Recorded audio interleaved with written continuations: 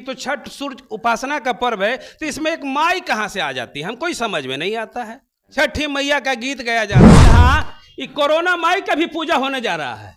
Corona माँ का भी पूजा होता है, शुरू हो गया है। कोरोना माई, अब बोलिए ना, जिन कोरोना माई ने मास्क नहीं हटवा सकी, मंदिरों का ताला नहीं खोलवा सकी, उनका भी कहा कि हम समझे नहीं। कहना कि लोग कहते हैं बिहार के कि और काम करे में लाज लगल, ऐसे बिहार गरीब बा, वो खाली अंधविश्वास में ओकरा लाज ना लगेला।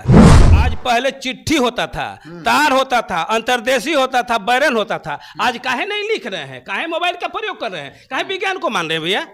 दवा खेत में दवा क्यों छिड़क रहे हैं, खाद क्यों दे रहे हैं? विज्ञान को छोड़ दीजिए। बिल्ली के पास मिट्टी का बना के चूहा रख दीजिए, उस पर अटैक नहीं करेगी। हम कितना मूर्ख हैं कि अपने से बनाए हुए मिट्टी घास फूस के पुतला के सामने नतमस्तक हो जाते हैं।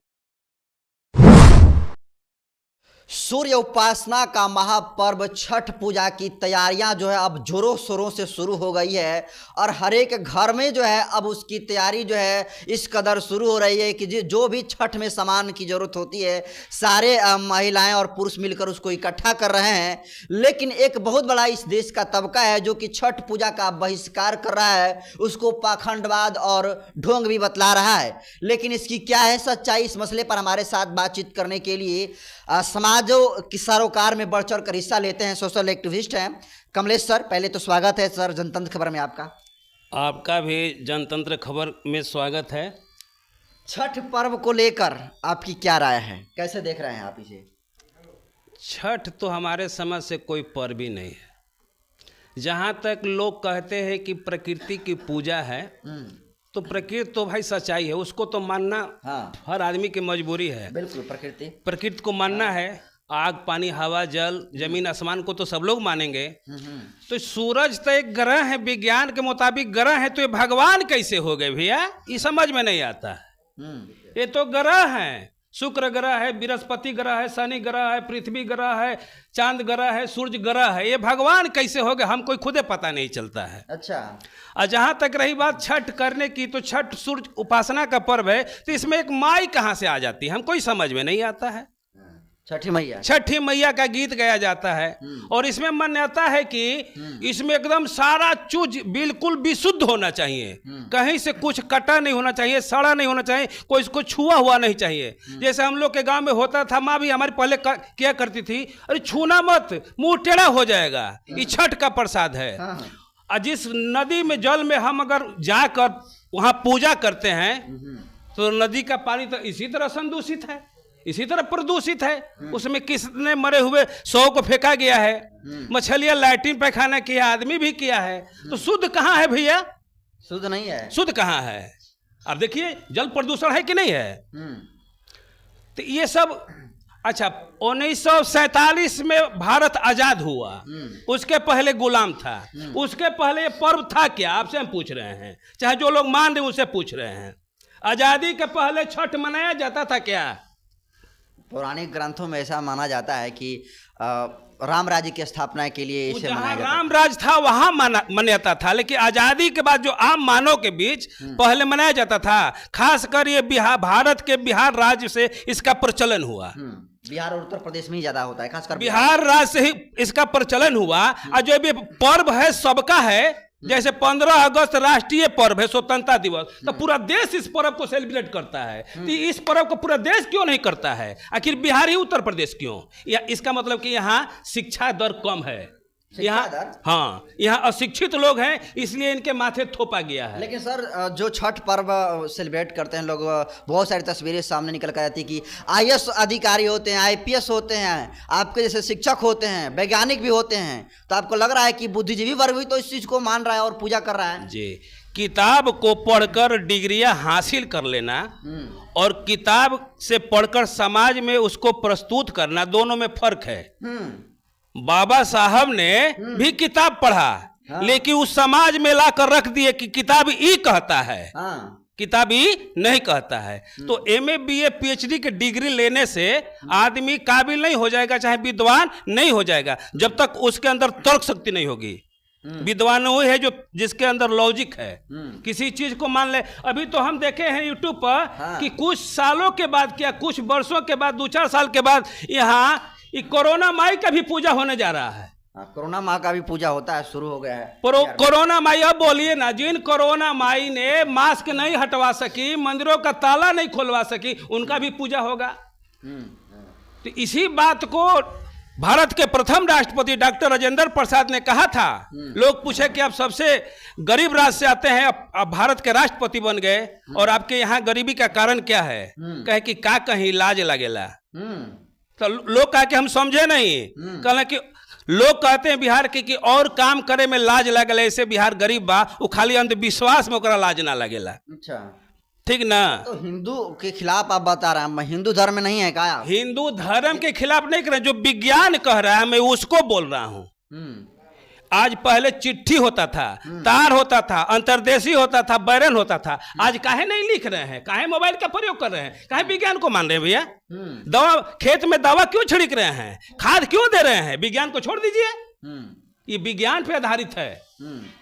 लेकिन सर, सूरज आप कह रहे हैं, सूरज को तो सामने साक्षात दिखता है, महिलाएं फल ले जाती है और नदी या नाला जो भी तालाब हो उसमें खड़े होकर पूजा करती है। इसमें पखंडवाद और बाह्य आडंबर कहाँ दिख रहा है आपको? दिख रहा है। सूर्य उपासना प्रकृति से कर लीजिए, कोई बात नहीं है।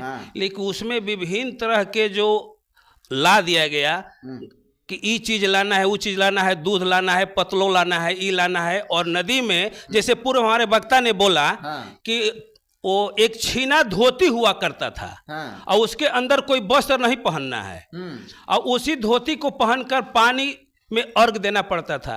जबकि नया कपड़ा पतला जो थिन जैसा होता है, वो पानी पड़ने के बाद पूरे बदन को टच कर जाता है और पूरा शरीर पारदर्शी हो जाता है और देखने योग्य हो जाता है। तो बताइए, अंग प्रदर्शन करके हमारी बहन बेटियां को ऐसा कराया जा रहा है, ये कहाँ का पर्व है? अंग प्रदर्शन किया जाता है छठ पर्व में, हो जाता है। अब भले हमारा मॉडल जो हो गया, जो नई पीढ़ी के लोग हैं, अब सारे अपने कपड़ा पहनकर कर रही हैं। ऐसा हमने देखा है, हमारी माँ भी ऐसा किया हमने देखा है।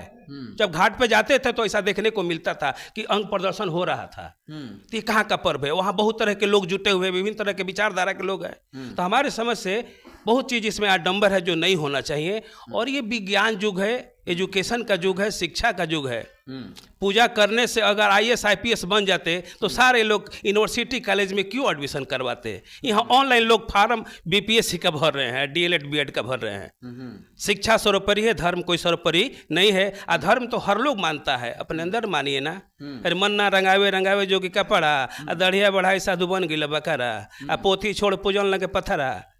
तो हमसे बढ़िया तो जानवर है कि एक बिल्ली के पास मिट्टी का बना के चूहा रख दीजिए, उस पर अटैक नहीं करेगी। हम कितना मूर्ख हैं कि अपने से बनाए हुए मिट्टी घास फूस के पुतला के सामने नतमस्तक हो जाते हैं। इसी पर डॉक्टर बाबा साहब B.R. अम्बेडकर ने कहा है कि ए मूर्ख, एक पत्थर की मूर्ति ला के घरे उसके सामने गुलाम बन जाते हो। अरे कोई किताब पढ़ो ना, महान बन जाओगे।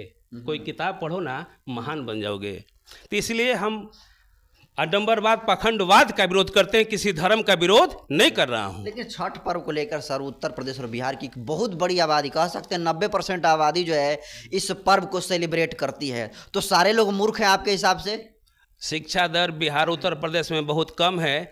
इसी में फंसा, देखिए हम हिंदू है नहीं, हमारे ऊपर जबरन थोपा गया है। एक पुरान कहावत है, दादा लोग कहते थे कि हम लोग कुछ जानते नहीं हैं, केवल मानते हैं।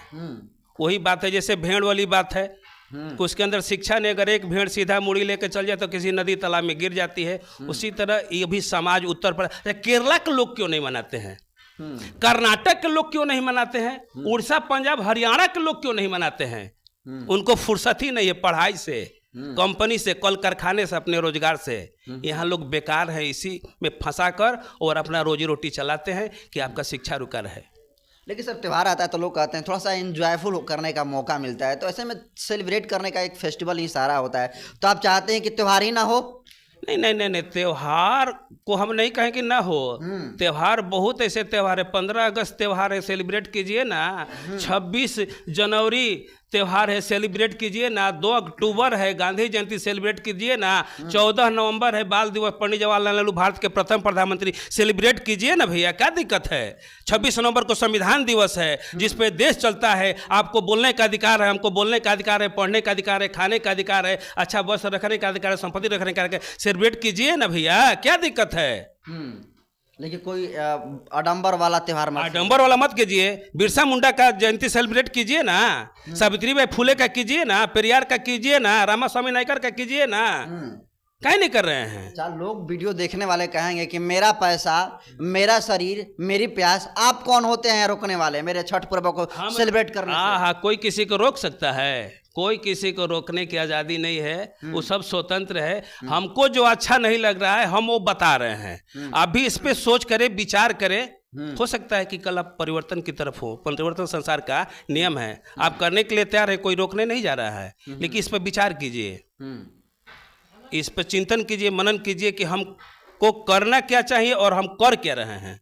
तो सर, जैसे आप जागृत व्यक्ति हैं, बुद्धिजीवी वर्ग हैं, तो क्या लगता है कि भारत में कोई ऐसी जाति है जो इस चीज़ को समझ गई है कि ये बाह्य आडंबर है, इस चीज़ को छोड़ देना चाहिए?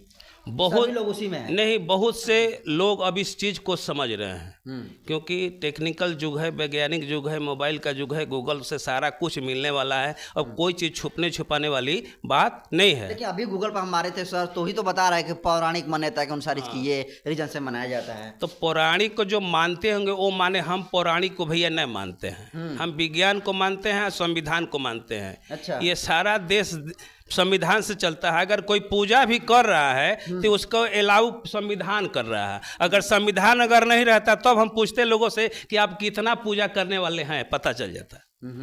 सच्चाई यहाँ है। तो इसलिए अंडबर में न पड़े, अंधविश्वास में न पड़े, अपने बेटा बेटी को शिक्षित करें। और पूजा करने से आज तक धन दौलत मिला होता तो पुजारी जो मंदिरों में सदियों से पड़ा है, आज तक वो पुजारी ही रह गया।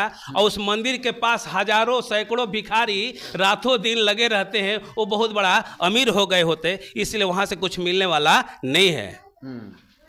इसलिए छठ पूजा को सेलिब्रेट नहीं करें, सेलिब्रेट न करें। चलिए, तो देखिए ये सोशल एक्टिविस्ट कमलेश सर थे। और देखिए कि छठ पर्व को लेकर जो है लगातार कंट्रोवर्सी जो है बनी हुई है, और एक बहुत बड़ी आबादी है जो कि इसका खुलकर जो है पूजा पाठ करती है। लेकिन इस देश की एक और बड़ी आबादी है जो कि इसे बाह्य आडंबर और पखंडवाद करार देती है। फिलहाल ये जो तर्क दिए छठ पर्व पर, इसको लेकर आप क्या सोचते हैं? अपनी प्रतिक्रिया कमेंट बॉक्स में कमेंट कर दीजिए। और वीडियो जनतंत्र खबर के यूट्यूब चैनल पर देख रहे हैं तो चैनल को सब्सक्राइब कर लीजिए। फेसबुक पेज पर देख रहे हैं तो पेज को फॉलो कर लीजिए। बाकी मैं नरेंद्र बसंत हूँ, कैमरे पर साथी हैं एडिटर हरेंद्र बसंत जी। बहुत बहुत धन्यवाद।